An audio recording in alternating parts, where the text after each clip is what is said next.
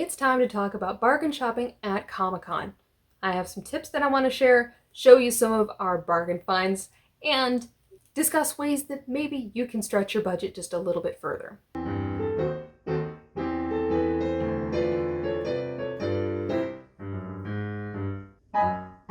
Hello everyone and welcome back to Married with Comics. I'm your host Laura. Thank you all so much for your participation on these videos. Your comments, likes, shares have all been definitely appreciated. I have some great videos lined up, of course, but I really appreciate your encouragement, and as always, everything that you're doing is helping us grow. So we are getting closer and closer to that 500 subscriber giveaway goal. I think we're going to make it there by the end of the month. So thank you all. Good giveaways and goodies are coming very, very soon. Now, we've been covering quite a few topics about Comic-Con. We talked about our tips of, how to navigate a Comic-Con for the first time, talked about being a couple and bringing family members to Comic-Con. I talked about getting signatures at Comic-Con. Scott and I shared our experiences of our very first COVID Comic-Con. And now it's time to talk about bargain shopping, because we all know that there are a ton of goodies at Comic-Con, but sadly, you just can't afford it all.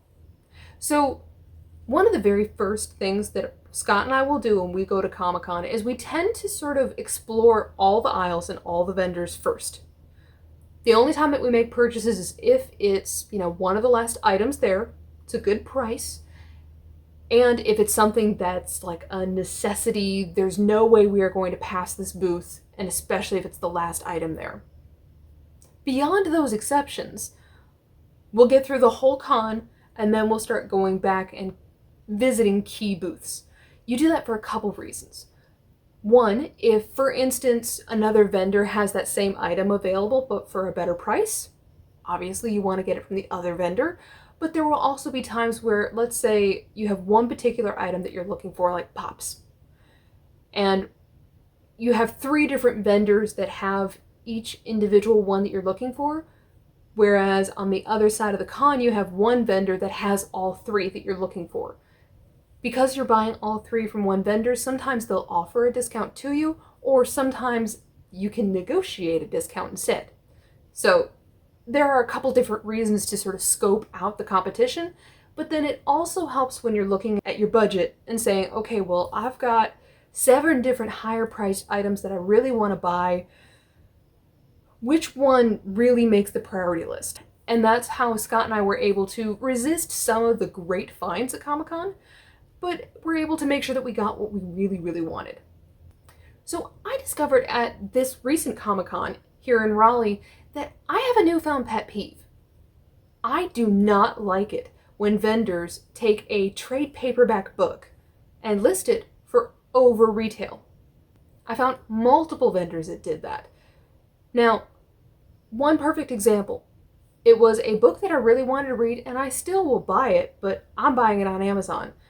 The Amazon price for the trade paperback was $7.99, and they had it listed for $20.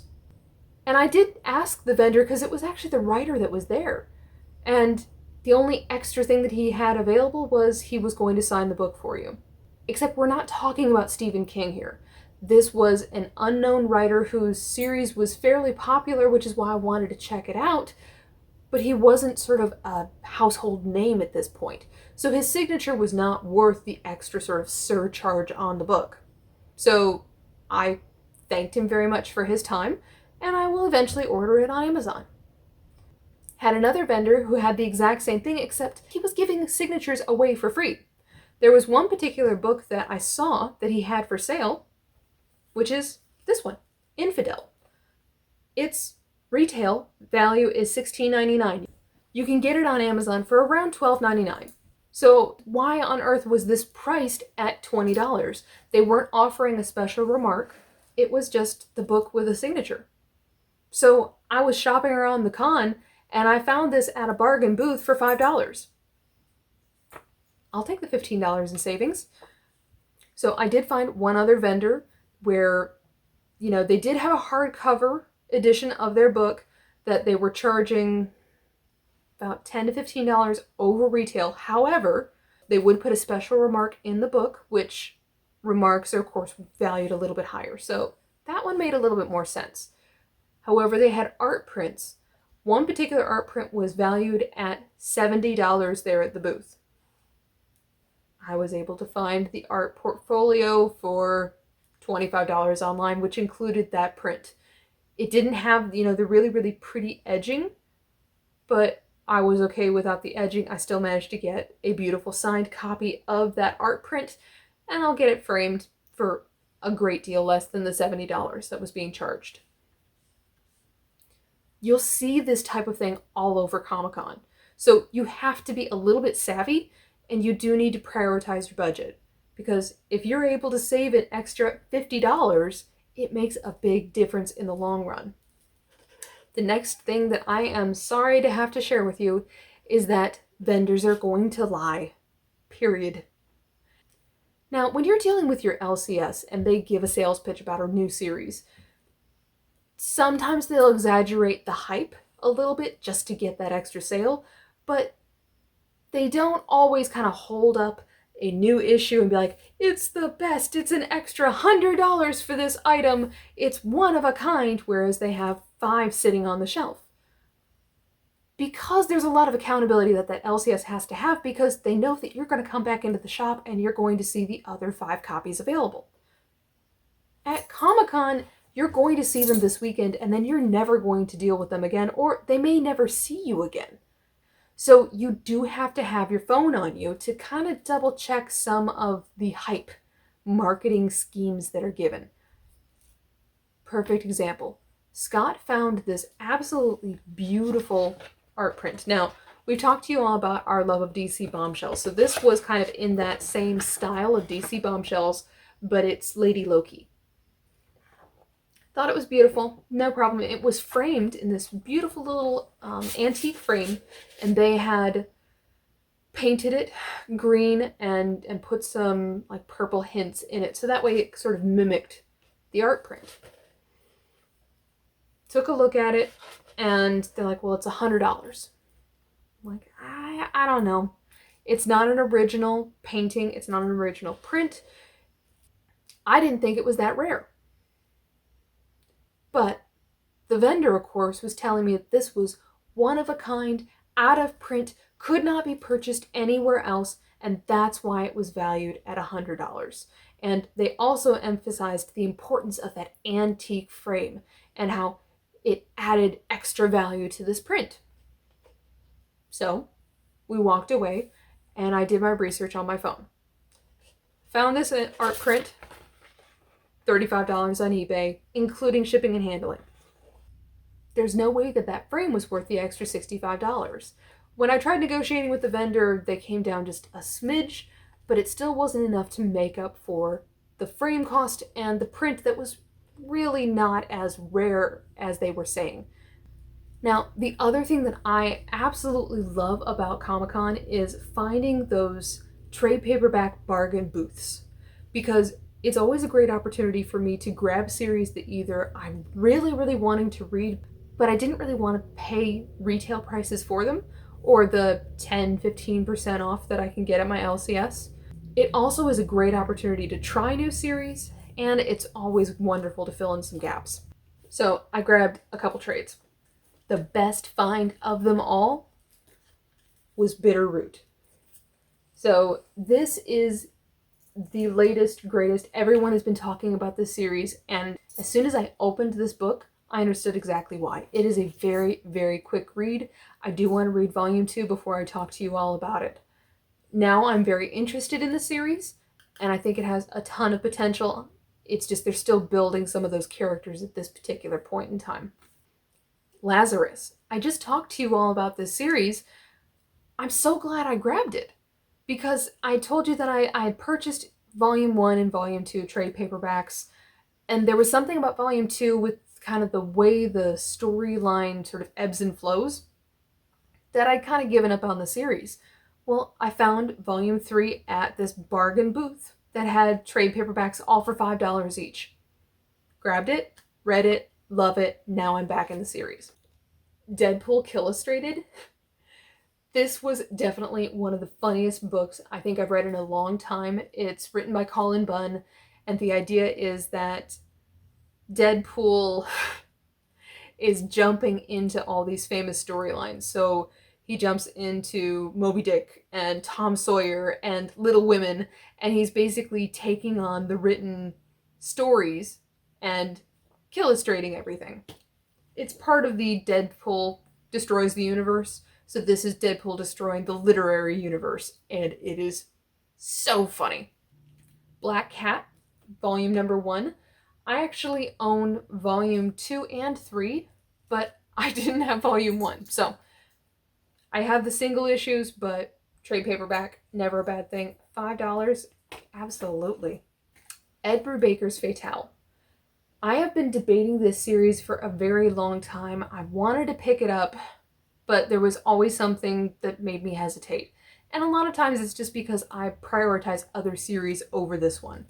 When I found this, $5, and they had volume 1 available, absolutely, I'm going to check it out, and I cannot wait. This was I have no idea if it's going to be any good series. It's called Scotland Yard. So it's the world of Sherlock Holmes where Sherlock is no longer available. Inspector Gregson in the Sherlock Holmes series tends to be the bumbling inspector who can't quite piece anything together without Sherlock Holmes.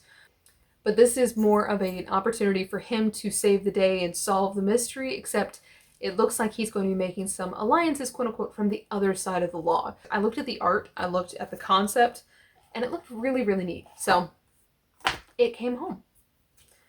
And then I felt really guilty because I was getting a ton of trade paperbacks, and my husband wanted to know when I was going to stop grabbing books. So I found 2 for him. See, I take that into consideration. I found it's a Bettie Page, Bettie in Hollywood. As you know, Scott's a big Bettie Page fan. And I found Bettie Page Model Agent. It's got a little damage in the corner, but who cares? It's a trade paperback. It's one that he wants to read. All done. So last tip is make sure that you're aware of some of the, average prices for your single issues. I did find that a lot of the vendors at this particular Comic-Con were charging more than even some of the outrageous eBay prices. There should always be a bit of wiggle room for negotiation when it comes to singles, but some of these were like well over 100, 200 over what I would consider a reasonable price. Just have an idea, if you're looking for like an ASM 300, before you enter that con, you should have an idea of what is a good price or at least a fair price for the condition, whether it's near mint or very fine. You need to have that kind of figure in your head before you start approaching some of these vendors who, I saw a ton of these gorgeous key issues there. Some of them were at a great price. Some of them definitely were not. So again, be a little savvy. Your phone is there as your backup, but having those figures definitely help. Last thing that I will say is, listen, I am a bargain shopper. I love doing it. Digging through boxes is just my niche. But I will say that I do 110% believe in supporting the vendors, the artists, and the writers at Comic-Con. When I'm choosing whether I'm going to spend $20 on something that I can get for $5, a lot of times I look at it, instead of saying, oh, well, I'm trying to get one over on them, I look at it as, well, I have $15 more to support a different artist or writer or vendor. The money still ends up going to Comic-Con and to supporting just the creativity that is in that building. I like to try and make sure that my dollar is stretching just a little bit further, and then I'm supporting those vendors or those art pieces that I really believe in. So no, I have no problems bargain shopping, and I happen to really enjoy it, but I also want to make sure that when I see something just truly unique, that I can afford to pay for that instead of, spending extra on something that I can order online and I can get that at any time. Now, my question's for you all. When you all go to Comic-Con or hope to go to Comic-Con, is there a specific thing that you're going to be looking for? Do you want to look through all the single issues? Are you looking for trades like I was? Or are you just curious what's available? I can't wait to see what the next Comic-Con brings, and I'm sure there will be new challenges and new things that we're going to discover and new tips that we're of course going to share with all of you. But this should definitely be a good starting point. Have a great day, everyone.